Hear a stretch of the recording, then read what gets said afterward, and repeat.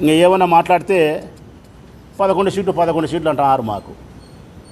ఇవన్నీ చెప్పరు, ఇవన్నీ మాట్లాడరు. ప్రజలకు అవసరమేనేటి మీకు 11 సీట్లు వచ్చినాయి, ఇంకా మీకు సిగ్గు రాలే, ఇంకా మీ పార్టీనే కనపడదు అని మాట్లాడతారు.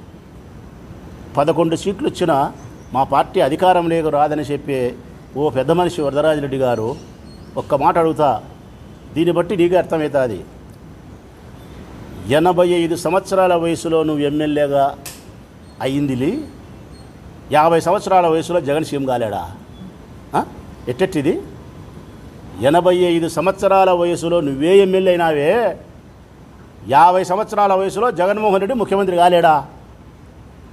15 సంవత్సరాలు ఎమ్మెల్యే టికెట్కు, ఎమ్మెల్యే పదవికి, ప్రజా జీవితానికి దూరంగా ఉండే నువ్వే ఎమ్మెల్యే అయినావే, నేను ఎమ్మెల్యే కాలేనా 5 ఏళ్ళకు? మళ్ళా ఒక్క సీటు వచ్చిన పవన్ కళ్యాణ్, ఒకే ఒక సీటు ఆయనకు వచ్చింది పవన్ కళ్యాణ్కు, అది కూడా ఆయన గెలిచలే, ఆయన ఓడిపోయినాడు.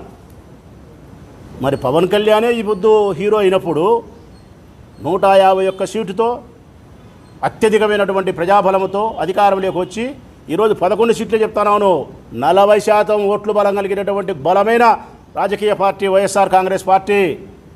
40% ఓట్లు వచ్చినాయి మాకు. రాచమల్లుకు 42% ఓట్లు వచ్చినాయి. ఈ దేశంలోనే అత్యంత బలమైన రాజకీయ పార్టీ వైఎస్ఆర్ కాంగ్రెస్ పార్టీ. బలమైన ప్రజాభిమానం కలిగిన, ఇమేజ్ కలిగినటువంటి, గ్లామర్ కలిగిన నాయకుడు ఎన్టీ రామారావు తర్వాత, రాజశేఖర రెడ్డి తర్వాత ఆ స్థాయికి మించిన వాడు మా జగన్మోహన్ రెడ్డి. మా జగన్మోహన్ రెడ్డి పార్టీ ఉనికి లేకుండా పోతుందే? ఎట్టెట్ట పెద్ద ఆయన ఇది? అర్థం పర్థం లేకుండా మాట్లాడే నీ మాటలకు నవ్వు వస్తూ ఉంది. ప్రతి ఒక్కరూ తప్పనిసరిగా యూట్యూబ్లోకి వెళ్ళి కడప వార్తను లైక్ చేయండి, సబ్స్క్రైబ్ చేయండి.